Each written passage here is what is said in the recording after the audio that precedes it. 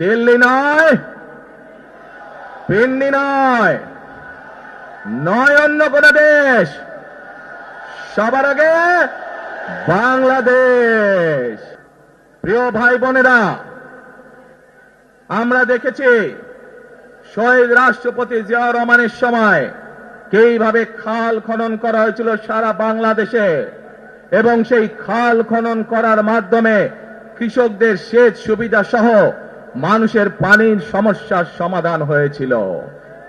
জানেন আপনারা এতে খাল খনন নিয়ে কে কে জানেন? কে খাল খননের কথা শুনেছেন? এই তো হাজারো মানুষ হাত তুলেছে। প্রিয় ভাই বোনেরা, বিএনপি ইনশাআল্লাহ 12 তারিখের ভোটে নির্বাচিত হলে আমরা আবার খাল খনন কর্মসূচি শুরু করতে চাই। কে সারা দেশে, সিলেটের বালাগঞ্জ সহ সারা দেশে খাল খনন শুরু করতে চাই? কারা কারা খাল খনন করতে চান? আলহামদুলিল্লাহ, আমরা দেশে খাল কাটবো, দেশের নদীতে পানি নিয়ে আসবো, খালে বিলে পানি নিয়ে আসবো। কেন? আপনাদের মনে আছে কয়েক বছর আগে কিভাবে ওই পাশ থেকে পানি ছেড়ে দেওয়া হয়েছিল, সারা সিলেট শহর ভেসে গিয়েছিল বন্যার পানিতে, মনে আছে? সেজন্যই আমরা বলেছি একটি কথা, আমরা দেখেছি গত 15-16 বছর কিভাবে এই দেশকে অন্য দেশের কাছে বন্ধক দিয়ে দেওয়া হয়েছিল। সেজন্যই আমি বলেছি দিল্লি নয়, পিন্ডি নয়, নয় অন্য কোন দেশ, সবার আগে বাংলাদেশ। প্রিয় ভাই বোনেরা, আমি আরেকটি কথা বলেছিলাম যখন স্বৈরাচার এই দেশের মানুষের ঘাড়ে চেপে বসেছিল। সেই কথাটা ছিল টেক ব্যাক বাংলাদেশ, মনে আছে? জি, আমরা টেক ব্যাক বাংলাদেশের অর্ধেক পথে, হাফ পথে এসে দাঁড়িয়েছি, অর্ধেক পথে এসে দাঁড়িয়েছি। দেশকে আমরা স্বৈরাচার মুক্ত করেছি, আমরা গণতন্ত্রের প্রতিষ্ঠার যাত্রা শুরু করেছি। এখনো সেই যাত্রা শুরু হয়নি। 12 তারিখে ধানের শীষকে নির্বাচিত করার মাধ্যমে গণতন্ত্রের সেই যাত্রা শুরু হবে। টেক ব্যাক বাংলাদেশ মানে শুধু গণতন্ত্রই রক্ষা নয়, এর সাথে আরো কথা আছে। এখানে বহু মা বোন আছে সেই সময় যারা এই সুবিধা পেয়েছিলেন। আপনাদের ঘরে বহু মা বোন আছে যারা সেই সুবিধা পেয়েছিলেন। আজ সেই মা বোনদেরকে আমরা ফ্যামিলি কার্ডের মাধ্যমে খালেদা জিয়ার সরকার শিক্ষার সুযোগ করে দিয়েছিলেন। আপনাদের আগামী দিনের ধানের শীষের সরকার, বিএনপি সরকার, সেই শিক্ষিত মা বোনদেরকে, সেই মা বোনদেরকে, সকল মা বোনদেরকে অর্থনৈতিকভাবে আমরা স্বাবলম্বী করে গড়ে তুলতে চাই। প্রিয় ভাই বোনেরা, আসেন এবার টেক ব্যাক বাংলাদেশের আরেকটি কাজ বাকি আছে। সেই কাজ হচ্ছে আমাদের দেশের লক্ষ লক্ষ যুবক যুবতী অর্থাৎ তরুণ সমাজের সদস্যরা, যুব সমাজের সদস্যরা, লক্ষ লক্ষ সদস্যরা বেকার হয়ে বসে আছেন, আছে না? এই বেকারদের জন্য আমরা কর্মসংস্থান তৈরি করতে চাই। সিলেটের মানুষ, অধিকাংশ মানুষ কোথায় যায়? লন্ডনে, তাই না? আরো অন্য দেশে যায়।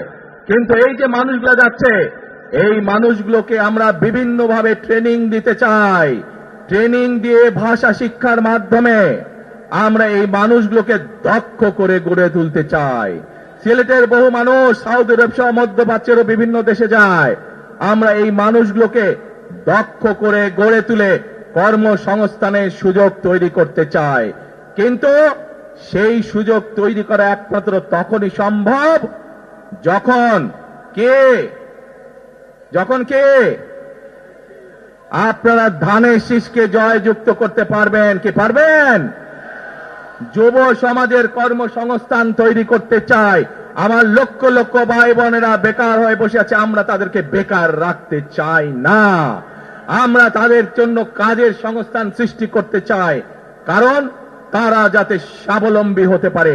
তাদেরকে বিভিন্ন বিষয়ে ট্রেনিং দিয়ে আমরা দক্ষ শ্রমিক হিসেবে গড়ে তুলতে চাই, সেটি দেশের ভেতরে, দেশের বাইরে, যাতে করে তারা কর্মসংস্থানের ব্যবস্থা করতে পারে।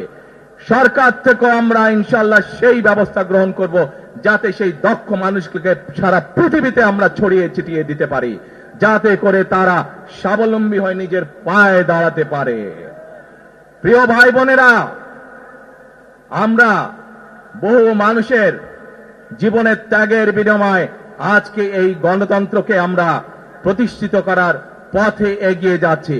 কিন্তু আমরা বিগত কিছুদিন ধরে খেয়াল করে দেখছি, বাংলাদেশের কোন মহল, এই দেশের ভেতরে কোন মহল ষড়যন্ত্রের চেষ্টা করছে। গত কয়েকদিন ধরে আপনারা দেখেছেন, পত্র পত্রিকায় এসেছে, বিভিন্ন সোশ্যাল মিডিয়াতে এসেছে, মধ্যপ্রাচ্য সহ বিভিন্ন দেশে পোস্টাল ব্যালট যেগুলো পাঠানো আছে সেগুলোকে কিভাবে ডাকাতি করা হয়েছে। ঠিক যারা এই দেশ থেকে পালিয়ে গেছে তারা যেভাবে আপনাদের ভোট ডাকাতি করেছিল, ঠিক একইভাবে আবার সেই ষড়যন্ত্র শুরু হয়েছে। দেখেছেন আপনারা? দেখেছেন? প্রিয় ভাই বোনেরা, সেই ষড়যন্ত্রের বিরুদ্ধে সজাগ থাকতে হবে।